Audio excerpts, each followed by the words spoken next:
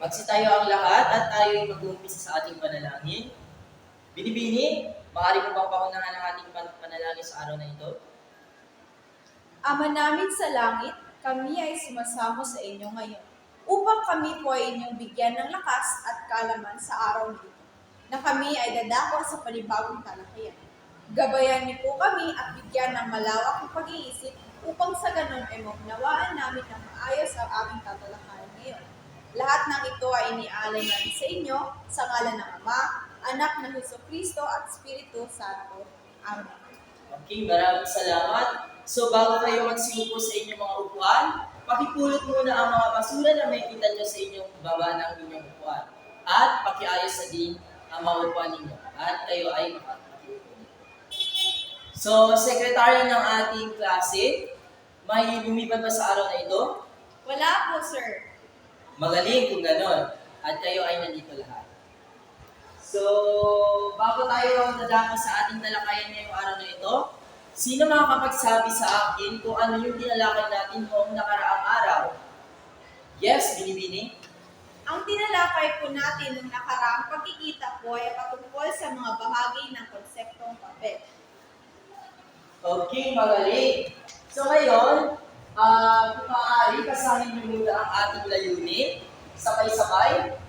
Natutukoy ang mga bahagi ng isang papel pampananaliksik.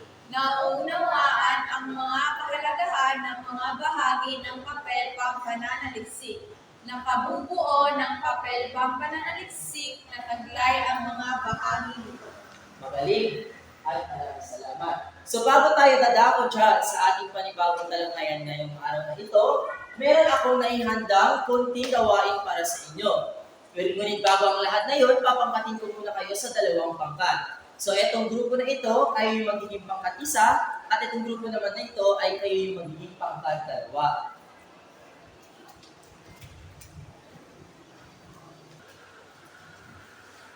Para sa unang pangkat, syempre ay sasagutin nyo yung unahan, at sa pangalawang pangkat ay yung number 2. So, bibigyan ko lamang kayo ng 3 minuto upang sagutin ang nasa harap ng pisara na Scrabble word. At ang 3 minuto ay mag-umpisa na. Okay, at ang 3 minuto natin ay tapos na. So ngayon ay hahanap kayo ng inyong representante kada pangkat. Mag-umpisa tayo sa unang pangkat. So unang pangkat, maaari nyo bang basahin kung ano yung nabuo nyo salita at bigyan ito ng kahulugan. Ang nabuo naming salita ay ang layunin. Base sa pagkakaunawa namin, ito ang layong nais nating makamtan o gawin. Kumbaga, kapag may plano tayo, ito ay yung hangarin natin sa likod ng planong nais gawin. Okay, magaling. So bigyan natin ng 3 bagsak ang pangkat isa. Pangkat dalawa naman, maaari nyo bang basahin ang inyong nagawang salita at bigyan ito ng kaunting paliwanag. Kaya ang nabuo namin ding salita na binigay sa amin ay ang appendix, na para sa aming pagkaunawa, ito ay ang mga bahagi na may kinalaman ng mga talatanungan na may kinalaman sa pag-aaral na ginagawa. Okay, magaling. At bigyan din natin ng 3 bagsak ang pangkat dalawa. Okay. So, sa mga ginawa nating gawain ngayong araw na ito, sino makakapagsabi sa akin kung ano ang tatalakayin, ano ang posibleng paksa na tatalakayin natin ngayong umaga na ito? Okay, Binibini? Para sa araw na ito, siguro sir, ang paksa natin ay patungkol sa papel ng pampananaliksik. Okay, magaling. Ang ating paksa ngayong araw na ito ay tungkol sa mga bahagi ng papel pampananaliksik. Okay, maraming salamat. Sumunod bago tayo dadako dyan, or bago tayo mas lumalim pa ang ating mga pag-unawa patungkol sa mga bahagi ng papel pampananaliksik, tatawagin ko muna ang isa sa ating punong guro na si Binibining Mialin upang magbigay sa atin ng ating unang paunang gawa. Okay, so bigyan naman natin ng bagsak si Binibining Mialin. Okay, maraming salamat, Ginoong Kason. So bago tayo dadako sa bahagi ng papel ng pananaliksik, nais bigyan niyo ng kahulugan ang salitang pampananalisik. So pag narinig niyo ang salitang pampananalisik, ano ang unang pumapasok sa inyong isipan? So maaari bang bigyan niyo ng kahulugan or salita ang salitang pampananalisik? Pumunta lamang sa harapan ang nais sumagot. Okay, magaling, research, datos, interview, layunin, suliranin, at survey. Tiyak na may kaalaman na kayo kung ano ang pampananalisik. So upang mas makalalim pa ang kaalaman tungkol sa pampananalisik, narito ang ating punong guro ng asignaturang Pilipino na si Binibini Jimenez upang talakayin sa inyo kung ano ang mga bahagi ng papel pampananalisik. Okay, maraming salamat, Binibini Nalin at Ginoong Shason. Muli, magandang umaga sa inyong lahat. Kapag sinasabi natin na papel pampananaliksik, ay meron tayong 12 bahagi na dapat nating sundin. Una na nga rito ang pakibasa nga. Binibini? Panimula at kaligiran. Ito ay nagbibigay impormasyon hingil sa pag-aaral, layunin, kasalukuyang kalagayan, mga suliranin, resulta ng kaugnay na pag-aaral na magbibigay sa mambabasa ng paunang kaalaman ng kabuuang pag-aaral. Para sa akin, ma'am, ito po ay nagbibigay ng pangkalahatang ideya sa mambabasa hingil sa kabuuang saklaw at layunin ng pagsasaliksik. Okay, magaling. Maraming salamat. Bigyan natin ng 3 pagsak si Binibini. Ang pangalawa naman, tumako naman tayo sa theoretical at conceptual na balangkas. Ginoo, maaari mo bang pasahin? Theoretical at conceptual na balangkas. Ang theoretical na balangkas ay ang mga pansuporta at patunay na inilatad ng suliranin at layunin upang maging batayan sa lawak ng pag-aaral. Magaling, maraming salamat. Bigyan natin ng 2 bagsak. Okay, dadako naman tayo sa pangatlo. Suliranin at layunin.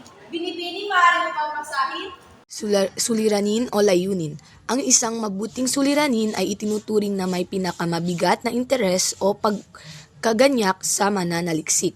Sa madaling salita po, ma'am, ang pagpili ng mabuting suliranin ay mahalaga sapagkat ito ang nagiging pundasyon ng buong pag-aaral. Okay, maraming salamat. Bigyan natin ng 2 bagsak. Okay, dadako naman tayo sa pang-apat. Hypothesis.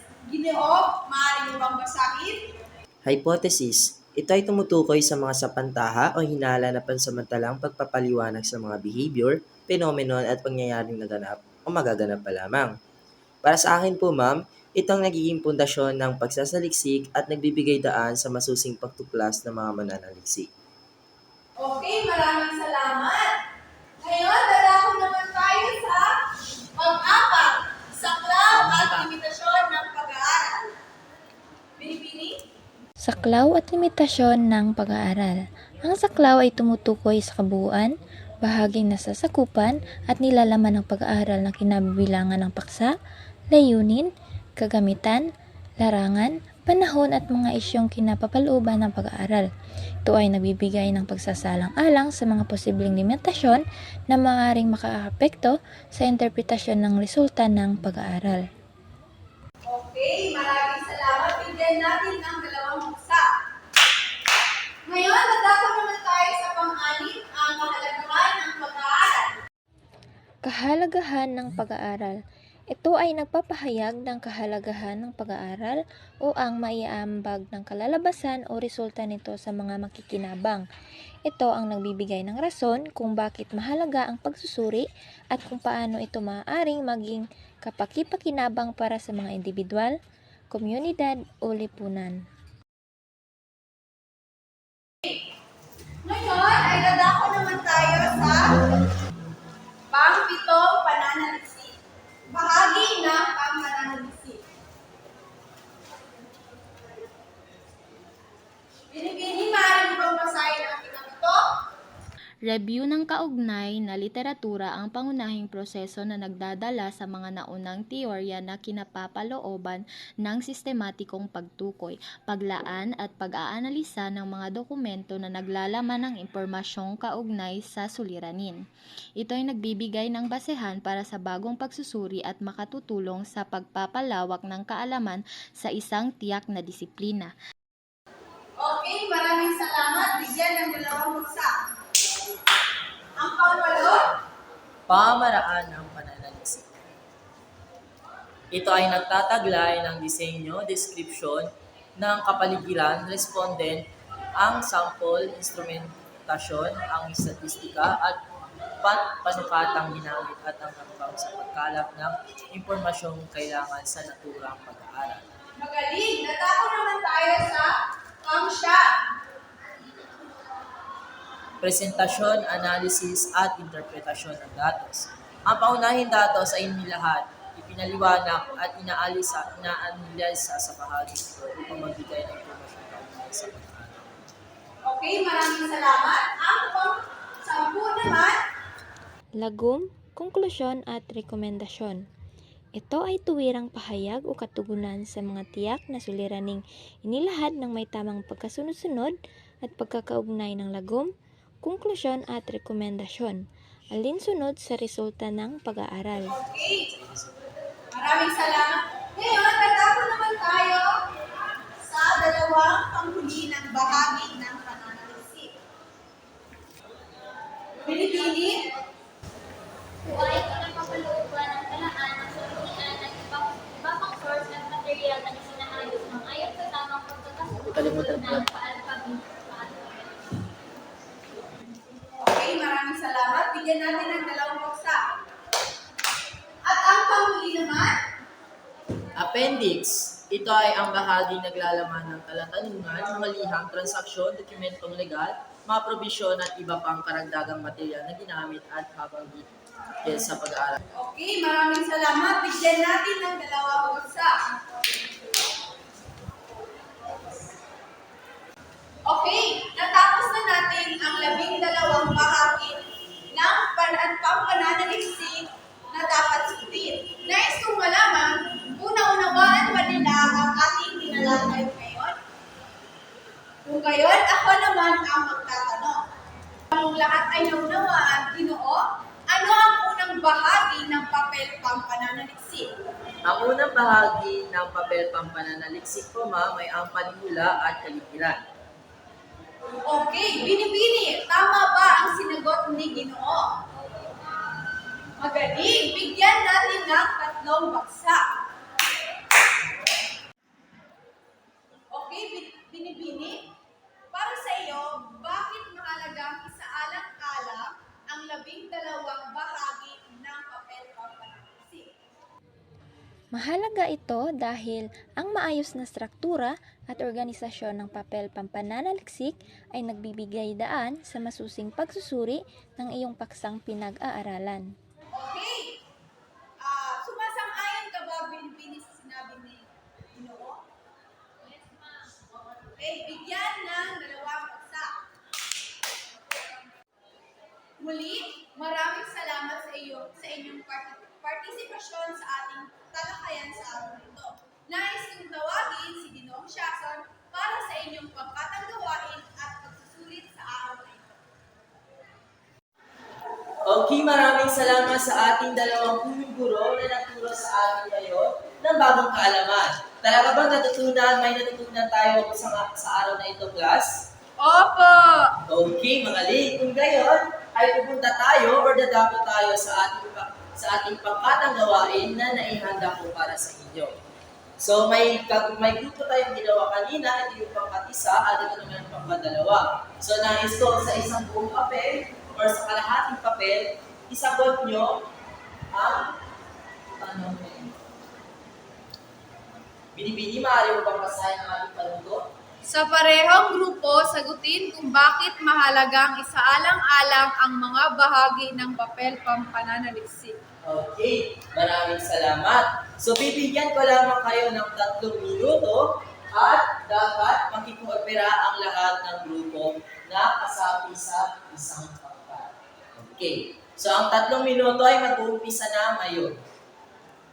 Okay, ang 3 minuto natin ay tapos na. So, unang pangkat, maaari niyo bang basahin kung ano ang inyong naisulat or naisagot? Ang wastong pagbuo ng pananaliksik dahil ito ang pundasyon ng iyong kabuuang akda. Sa tamang estruktura, mas magiging malinaw at mas madaling maunawaan ng mga mambabasa ang iyong mensahe.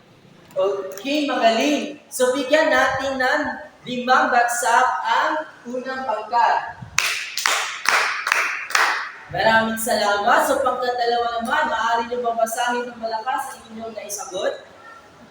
Mahalaga ang estruktura ng papel pampananaliksik dahil ito ang nagbibigay daan sa masusing pagsusuri ng isang isyu o paksa. Okay, magaling. Bigyan din natin ng 5 bagsak ang pangkat-2. Maraming salamat. So, handa na nga talaga sila at may natutunan. So, ngayon, para sa ating pagsusulit, nais ko gumawa din kayo muli ng kalahating papel at isagot ang pagsusulit na ito.